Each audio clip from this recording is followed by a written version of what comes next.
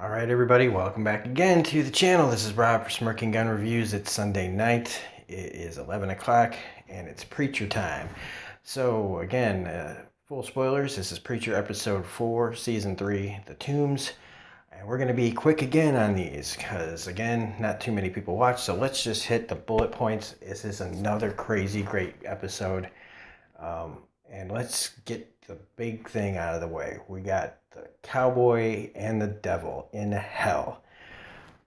And this is just, straight out of a heavy metal album cover. It is great. And the best thing about this is for all the fans that have been sad that the man who played Tobin on The Walking Dead died. His character died. He was kind of a fan favorite. But now he gets a bit of a step up as far as characters go because the same man, Jason Douglas, who played Tobin on The Walking Dead, gets to play Satan here on Preacher. And it is gloriously over the top and silly looking, but just, come on. It totally works on this show. And, he's got his Angel of Death that looks like one of Robert Palmer's backup singers almost from like the Simply Irresistible, Addicted to Love videos, kind of. But it's great, and I'm just gonna go finish the Satan part. But he wants a couple of people that are messing with his expansion taken care of, but quietly. No more shooting up cops in hotels. So the cowboy has to do this, you know, with a little more finesse. But the guy's a blunt instrument, so who knows how this is gonna turn out. It was also crazy to see how all the whipping he got basically shredded him, and he still didn't, flinch. So that's how much of a crazy badass this guy is. And so he sends them off. Now, who the two are, I can't. I can guess maybe that it's Hitler and Assface, but I could be wrong. It could be somebody else, but as far as two people that I know of that we haven't seen yet, those are the two. And I feel like maybe they'll be stretching out that storyline a little bit. So that's my prediction. That's probably the two that Satan wants.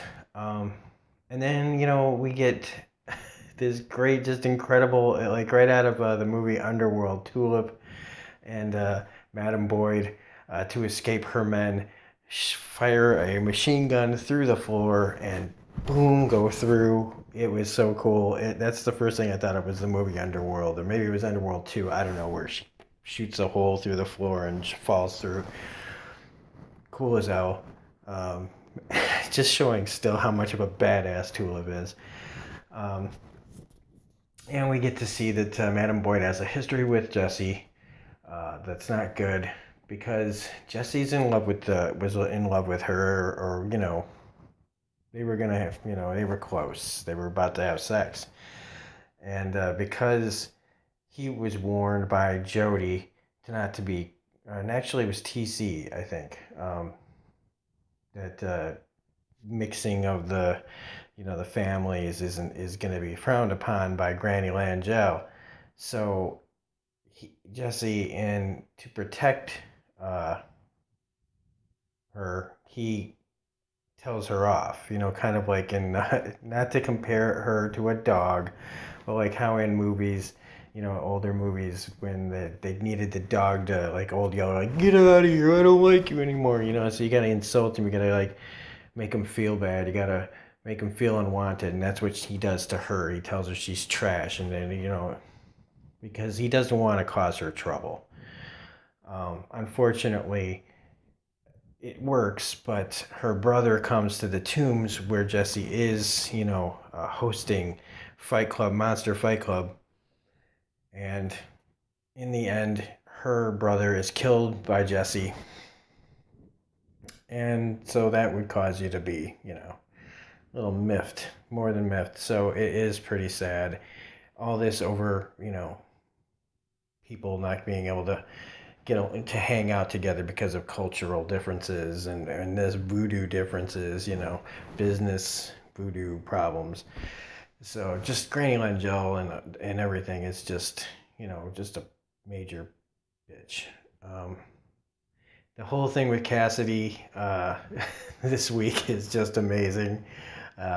Just he's the Energizer Bunny. It's also cool that the way they have souls, it kind of reminded me of like a laundromat, where they start the machine out and you wait until you get to your laundry. That's what they have for souls, fighting to get into their little fight club.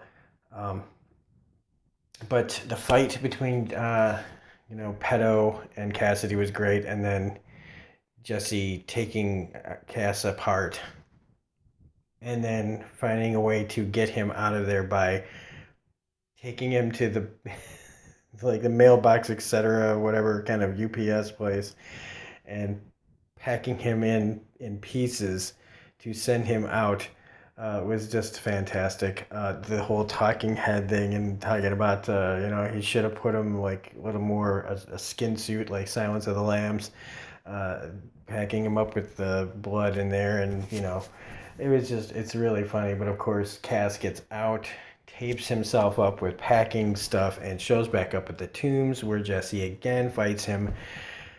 And just like he did with Madam Boyd, he does the cruelest thing he can to make sure that Cass can get away, and that's basically by staking him with a wooden stake, almost killing him, and telling Tulip, who finally sees this, the same thing, like, this is my life, I'm stuck here, this is what it's going to be like, so you need to go. And so she gets Cassidy out of there, who does get to wear a human suit, the pedophile teacher suit, which was hilarious and gross. But finally convinces Cass to leave, who does not use the love potion, which is a good thing.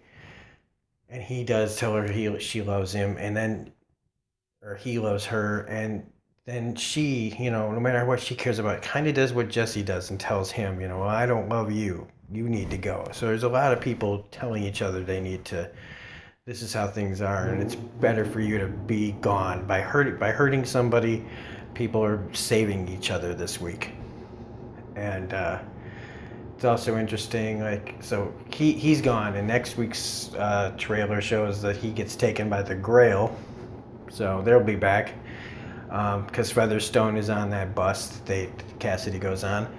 And then Jesse and Tulip make up, and Madam Boyd tells Tulip that the only way to fix Jesse is to kill Granny Langell, which I think all of us as an audience is like, duh. But no, that's it for this episode. It's really good. It's fantastic. And I wanted to be straight and to the point, and let's hit the bullet points and all that stuff. So we're good. So if you like this video, nice, short, and sweet, please hit that like button, subscribe, share, comment, all that good stuff. We're up to like 160 subscribers. On the rest of the channel, we've got comic reviews. We got Handmaid's Tale. We got A Quiet Place review. We got Robert Kirkman's new comic, Die, Die, Die review. We got a whole bunch of stuff you can look up. So anyway, this is Rob for Smirking Gun Reviews saying we'll see you next week in another Preacher. Thanks for anybody who watches these and all the support, and we will see you next time. Have a good one. Bye.